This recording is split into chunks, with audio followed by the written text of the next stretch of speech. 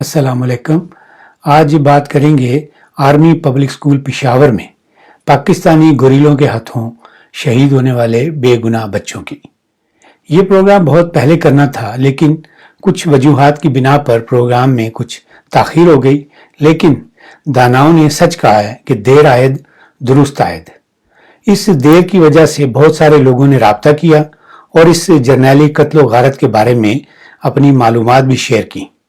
इन लोगों में से दो साहब तो इस वर्दी वाले जो लश्कर कातिलों का इससे वाबस्ता भी रहे,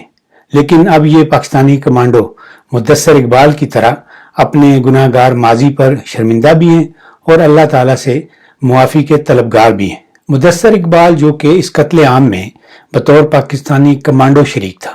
उसने अपनी नौकरी के सबूत के तौर पर अपना कंप्यूटर चिप वाला paid card, Pakistan army identification card जो है, वो भी इस वीडियो में दिखाया है और इससे साबित होता है कि ये पाकिस्तान आर्मी का हिस्सा रहा है। अभी तक मुझे इस दावे की तरदीद में फौजी हुकाम की तरफ से कोई बयान नजर नहीं आया, इसलिए मुदस्सर इकबाल की इस बात पर यकीन करने में कोई हरज नहीं कि वो कमांडोज के उस ग्रुप का हिस्सा था जिसने मुट्ठी भर दहशत गर्दों को खत्म करने के बाद जिंदा बच जाने वाले मासूम बच्चों पर मेजर जवाद के हुक्म पर गोलियां चलाईं। मुदस्सर इकबाल की एतराफी वीडियो हमारी वेबसाइट rmtvlondon.com पर मौजूद है और इसमें इस कातिल फौजी ने इस वर्दी वाली दहशतगर्दी की सारी तफसील भी बताई है और ये भी कहा है कि इन तालिबान को APS के बच्चों को यरगमाल बनाकर अपने साथियों को छुड़वाने का मशवरा भी गैर सियासी जर्नैलों ने दिया था। मुदस्सर इकबाल की वीडियो का लिंक इसी वीडियो की डिस्क्रिप्शन में मौजूद है और आप इसमें ये सारा इंटरव्यू देख सकते हैं। APSC के हवाले से एक और इस घर के भेदी ने जो मालूमात भेजी हैं, उनके मुताबिक ये कत्लेआम पाकिस्तान के सबसे बड़े बेहिस महकमे ISI जो है उसने प्लान किया था और उस वक्त इस महकमे का सरबराह वही गैर सियासी और धरनेबाज जर्नैल ज़हीरुल इस्लाम था, जिसके बारे में नवाज शरीफ ने अपनी हालिया तकरीरों में साफ तौर पर बताया है कि इसी ज़हीरुल इस्लाम ने नवाज शरीफ से इस्तीफे की फरमाइश भी की थी। इस साबका फौजी का कहना है कि इस मंसूबे में सहूलतकारी की जिम्मेदारी ब्रिगेडियर इनायत हुसैन को दी गई, जो कि उस वक्त 102 ब्रिगेड का कमांडर था और स्कूल की सिक्योरिटी की जिम्मेदारी भी उसी की थी। इस सान्हे के वक्त 102 ब्रिगेड अपने डिवीजन कमांडर की बजाय 11 कोर के कमांडर जो था उसके अंडर कमांड था। उस वक्त का core commander lieutenant general Hidayatullah था और ब्रिगेडियर इनायत हुसैन और कोर कमांडर दोनों का ताल्लुक गिलगित से है और गालबन दोनों रिश्तेदार भी हैं। ब्रिगेडियर इनायत हुसैन ने कत्ले आम से चंद रोज पहले बगैर कोई वजह बताए स्कूल की सिक्योरिटी के लिए जो तैनात थी क्विक रिएक्शन फोर्स QRF, उसकी 2 गाड़ियों को हटा दिया। स्कूल के प्रिंसिपल ने 11 कोर के कमांडर को शिकायत की, लेकिन इस शिकायत पर कोई एक्शन नहीं लिया गया। घर के इस भेदी का कहना है कि इस वारदात के लिए जो असला था वो स्कूल के अंदर एक कमरे में रखा गया, जिसकी हिफाजत SSG के सिपाही कर रहे थे और उन्होंने ही हमले के वक्त दहशतगर्दों को, जो कि SSG के लोग थे और भेस बदल कर आए हुए थे, उनको इस स्टोर की चाबियां दी ताकि ये ज्यादा से ज्यादा बच्चों को कत्ल करने में कामयाब हो सकें। तालिबान और फौजी गोरिल्लों के स्कूल में दाखिल होने से पहले आपारा वाले मंसूबा साजों की हिदायत पर बच्चों को स्कूल के एक बड़े हॉल में इकट्ठा किया गया ताकि फौज का एक मेजर डॉक्टर बच्चों को तिब्बी इमदाद के बारे में मालूमात दे सके। इसी लेक्चर के दौरान हमलावर हॉल में दाखिल हो गए। बच्चों की एक बड़ी तादाद एक जगह पर इकट्ठे होने की वजह से इन सफाक और बेरहम दरिंदों को अपना मिशन मुकम्मल करने में आसानी रही। घर के दूसरे भेदी का कहना है कि हमले के दौरान चंद बच्चे इस फौजी डॉक्टर के साथ जान बचाकर स्कूल के सामने वाक़ आर्मी की यूनिट में चले गए थे। चंद 100 गज के फासले पर ब्रिगेड हेडक्वार्टर भी था, लेकिन इन मुहाफिजों ने फौरी कार्रवाई करने की बजाय अपनी किलानुमा इमारतों के दरवाजे बंद कर लिए और दुबक कर अंदर बैठ गए। कुछ देर बाद QRF ने APS को घेरे में ले लिया, लेकिन इस फोर्स ने ना तो खुद कोई कार्रवाई की और न ही बच्चों के वालिदैन को आगे जाने दिया, जो इस हमले की इत्तला मिलने पर जमा हो चुके थे। ब्रिगेडियर इनायत हुसैन के बारे में भी यही बताया गया है कि वो जाए वारदात पर पहुंचने की बजाय قریب ہی ایک خصوصی بچوں کا اسکول تھا اور وہاں سے وہ اس سارے واقعے کا دوربینی جائزہ لیتا رہا۔ خیبر پختونخوا کے آئی جی پولیس نے بھی ملٹری حکام سے رابطہ کیا اور انہیں کہا کہ میرے پاس تربیت یافتہ لوگ ہیں، ہمیں اجازت دی جائے تاکہ پولیس کے جوان اندر جا کر بچوں کو بچا سکیں، لیکن پولیس کو کینٹ کی حدود میں داخل ہونے سے روک دیا گیا کہ یہ فوج کا معاملہ ہے اور فوج خود ہی اسے دیکھے گی۔ تقریباً 40 منٹ سے 1 گھنٹے کی تاخیر سے ایس ایس جی والے تربیلا سے آئے، انہوں نے کارروائی کی، لیکن اس وقت تک 100 سے زیادہ بچے جاں بحق ہو چکے تھے۔ ان فوجی مددگاروں کے بارے میں بھی یہی بتایا گیا ہے کہ انہوں نے دہشت گردوں کے ساتھ ساتھ بچوں کو بھی گولیوں کا نشانہ بنایا۔ پروگرام کے شروع میں نے آرمی کے سابقہ کمانڈو مدثر اقبال کی جس ویڈیو کا ذکر کیا ہے اس میں بھی یہی بات کی گئی ہے۔ زخمی بچوں کے ساتھ ہونے والے سلوک کا ذکر کرتے ہوئے انصاف نے بتایا کہ سی ایم ایچ قریب ہونے کے باوجود علاج مہیا کرنے میں اتنی تاخیر کی گئی کہ اس دوران بھی بہت سارے زخمی بچے اللہ کو پیارے ہو گئے۔ انصاف نے جنرل باجوہ سے ایک سوال بھی کیا کہ وہ بتائیں کہ اس حادثے میں کتنے فوجی افسروں کے بچے شہید ہوئے۔ اسکول پشاور کینٹ کے مرکز میں تھا، اس میں اکثریت آرمی افسران کے بچوں کی تھی، لیکن آج تک عوام بے خبر ہیں کہ آرمی افسران کے کتنے بچے شہید ہوئے یا پھر اس سانحے والے دن ان لوگوں کے بچے سرے سے وہاں موجود ہی نہیں تھے اور حادثے کی پیشگی اطلاع ہونے کی وجہ سے ان لوگوں کے بچے اس روز اسکول آئے ہی نہیں تھے۔ مجھے نہیں لگتا کہ جنرل باجوہ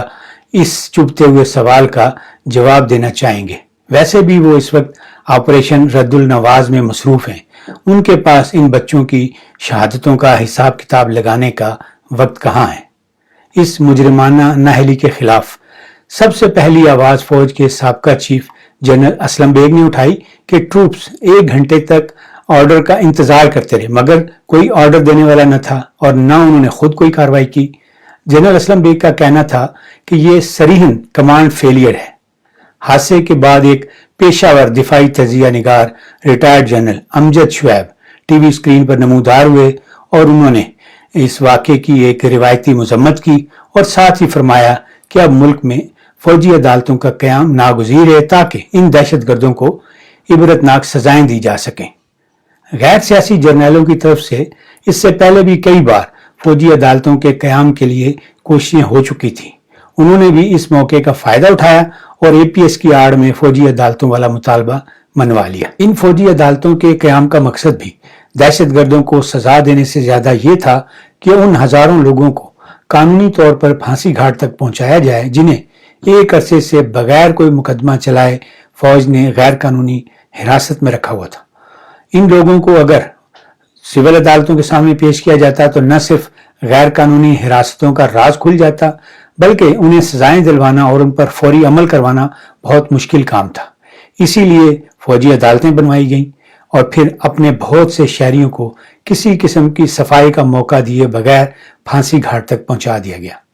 اس ساری نام نہاد مقدمہ بازی میں پشاور ہائی کورٹ کے چیف جسٹس یحییٰ آفریدی نے بھی بہت تعاون کیا اور جن لوگوں نے ہائی کورٹ میں فوجی عدالت کی جو سزائیں تھیں ان کے خلاف اپیلیں کی تو ان میں سے زیادہ تر کی اپیلیں مسترد کر دیں۔ کچھ فیصلوں میں جسٹس یحییٰ نے قانون کی دھجیاں بکھیرتے ہوئے یہ بھی لکھا ہے کہ ان مجرموں کے خلاف کوئی انڈیپینڈنٹ ایویڈنس نہیں دی جا سکی، لیکن چونکہ انہوں نے فوجی عدالت میں جرم کا اقرار کیا اس لیے میں ان کی اپیلیں مسترد کرتا ہوں اور فوجی عدالت کی سزائیں بحال رکھتا ہوں۔ یہی جسٹس یحییٰ آفریدی ان دنوں سپریم کورٹ میں جرنیلی انصاف تقسیم کرنے میں مصروف ہیں۔ اے پی ایس والی قتل و غارت کا تعلق اس دھرنے سے بھی ہے جو کہ ان دنوں عمران نیازی کی قیادت میں اسلام آباد میں جاری تھا۔ 126 دن گزر چکے تھے اور یہ دھرنا اپنے جرنیلی مقاصد حاصل کرنے میں کامیاب نہیں ہو رہا تھا۔ جنرل ظہیر الاسلام نے ڈرا دھمکا کر نواز شریف سے استعفیٰ لینے کی کوشش کی لیکن وہ ناکام ہو گئی، تو پھر اس دھرنے کو ختم کرنے کے لیے اور عمران نیازی اور اس کے سرپرستوں کی فیس سیونگ کے لیے بھی اس اے پی ایس والے واقعے کو استعمال کیا گیا اور دھرنے کو ختم کرنے کا جواز ڈھونڈ لیا گیا۔ اے پی ایس کے اس سانحے میں شہید ہونے والے بچوں کے والدین آج تک انصاف کے لیے دربدر ہیں۔ ان لوگوں کے کئی سال کے احتجاج کے بعد ایک عدالتی کمیشن بنایا گیا، کئی لوگوں کو فوجی عدالتوں نے سزائے موت کا حکم بھی سنایا اور اس پر عمل درآمد بھی ہوا، لیکن طالبان کے ترجمان احسان اللہ احسان जिसने इस वाक़े की जिम्मेदारी भी कबूल की थी, उसके खिलाफ कोई कार्रवाई नहीं की गई। शोहदा फोरम के ओहदेदार फजल खान एडवोकेट अदालत में गए और कहा कि जिस तरह एहसानुल्लाह एहसान को मीडिया पर पेश किया जा रहा है, उससे उन्हें ऐसा लग रहा है कि हुकूमत एहसानुल्लाह एहसान को रिहा करने का सोच रही है। एडवोकेट फजल खान ने अपनी दरखास्त में कहा कि एहसानुल्लाह एहसान ने आर्मी पब्लिक स्कूल पर हमले समेत मुतअद्दिद दीगर वाक़यात की जिम्मेदारी कबूल की थी, इसलिए एहसानुल्लाह एहसान को रिहा न किया जाए और फौजी अदालत में मुकदमा चलाकर सजा दी जाए। अदालत ने हुक्म इम्तनाई जारी करते हुए कहा कि एहसानुल्लाह एहसान को रिहा न किया जाए और उस पर सिविल अदालत में मुकदमा चलाया जाए, मगर इस अदालती हुक्म के बावजूद एहसानुल्लाह एहसान फरार होने में कामयाब हो गया। एडवोकेट फजल खान ने मिलिट्री हुकाम के खिलाफ तौहीन अदालत की दरखास्त दी, लेकिन अभी इस दरखास्त पर गालबन कोई कार्रवाई नहीं हुई। लेकिन इस गुस्ताखी पर गैर सियासी जर्नैलों के खुफिया लश्कर ने शहीद तालिब इल्म उमर खान के वालिद एडवोकेट फजल खान पर हमला करवा दिया। फजल खान इस कातलाना हमले में सलामत रहे और अब भी अपने बेटे और दूसरे शहीद बच्चों को इंसाफ दिलवाने के लिए कोशिशें कर रहे हैं। अदालती कमीशन की रिपोर्ट कुछ दिन पहले पेश की जा चुकी है, अखबारों में इसकी जो है खबरें भी आई। ये कमीशन पेशावर हाई कोर्ट के जस्टिस मोहम्मद इब्राहिम खान पर मुश्तमिल था और उन्होंने 500 से जायद सफ़ात पर एक अपनी जो रिपोर्ट थी वो चीफ जस्टिस ऑफ पाकिस्तान को भेजी थी, लेकिन इस पर अमली तौर पर कोई कार्रवाई नहीं हुई। सिक्योरिटी का इंचार्ज ब्रिगेडियर इनायत हुसैन सजा पाने की बजाय प्रमोशन लेकर मेजर जनरल बन चुका है और नेशनल डिफेंस यूनिवर्सिटी में नए जंगजू तैयार करने में मसरूफ है। रिपोर्ट में कहा गया है कि अगर अपना ही खून गद्दारी कर जाए तो उसके नतायज बड़े खतरनाक होते हैं और कोई एजेंसी ऐसे हमलों का तदारक नहीं कर सकती जब दुश्मन अंदर से हो। 500 सफ़ों की इस रिपोर्ट के इन चंद लफ्जों को आप अगर मुदस्सर इकबाल के एतराफ़ी बयान और घर के इन भेदियों के इंकिशाफात से जोड़ कर देखें तो आपको समझ आ जाएगी कि ये कत्लेआम अपने गैर सियासी जर्नैलों की कार्रवाई थी। ISI के एक साबका DG जनरल असद दुरानी ने भी इसी वाक़े के हवाले से तबसरा करते हुए जो बात की थी, उससे भी यही तासुर मिलता है कि कौमी मकासद के हसूल के लिए इस तरह का नुकसान कोई बड़ी बात नहीं। अब इसी तनाजर में आप बेनज़ीर की शहादत पर गौर कर लें, मॉडल टाउन वाले हादसे को परख लें, मुर्तज़ा भुट्टो के कत्ल को देख लें या ज़ियाई और मुशर्रफी दहशतगर्दी वाले दिनों में अपने अपने शहर में होने वाले खुदकुश धमाकों के बारे में सोच विचार करें तो आपको समझ आ जाएगी कि ये जो दहशतगर्दी है, इसके पीछे वर्दी है वाला नारा जो इस वक्त पूरे पाकिस्तान में गूंज रहा है, उसमें कितनी सदाकत है। इस वक्त भी कमोबेश यही सूरत हाल है। जर्नैली हुकूमत मुल्क पर कब्जा बरकरार रखने के लिए इसी किस्म के मंसूबे बना रही है। 2014 में यह मंसूबा नवाज शरीफ की हुकूमत को गिराने के लिए बना था और अब 2020 में इमरान नियाजी की जर्नैली हुकूमत को बचाने के लिए मंसूबा बंदी हो रही है। आप अगर APS के बेगुनाह बच्चों और इस्सातिज़ा की तरह शहीद नहीं होना चाहते तो इस वक्त APC वाली जमातों ने जो इत्तेहाद कायम किया है उसका साथ दें, PDM के साथ मिलकर जिद्दोजहद करें, मौलाना फजलुर रहमान और नवाज शरीफ के साथ कंधे से कंधा मिलाकर खड़े हो जाएं, वरना ये सफेद पोश गोरीले एक बार फिर पूरे मुल्क को APS में तब्दील कर देंगे।